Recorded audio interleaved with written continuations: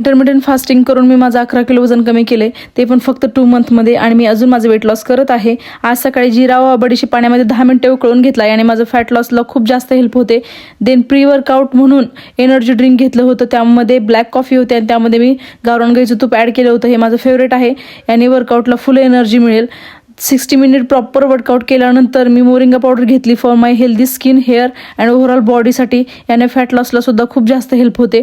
Than me 12ला माझी eating window open झाल्यानंतर 2 पेरू घेतले होते आणि 15 मिनिटांनी लगेच 5 बॉइल्ड एग्स घेतले होते. गावरान कोंबडीचे होते, ते पण विदाऊट साल्ट होते. आणि 4 वाजता जांभळाचा सीझन आहे, मस्त जांभळी एन्जॉय केली. आणि गावरान कोंबडीचे एग्स प्लस पालक घालून बनवलेली भाकरी होती, ती पण अर्धी घेतली होती. आणि याच्यानंतर 15 मिनिटांनी मी बडीशेप आणि खडीसाखर घेतली. 8 वाजताच्या जेवणामध्ये मोरिंगा लिव्हचा पराठा होता आणि भाजी होती, खूप मस्त झालं होतं ते पण. त्यानंतर पण बडीशेप खडीसाखर घेतली आणि 9 वाजता मी मस्त हे पाणी 10 मिनिटे उकळून घेतलं. यामुळे माझी ब्लोटिंग होणार नाही आणि माझं सकाळी पोट साफ होईल. याने माझे फॅट लॉसला 100% हेल्प होणार आहे.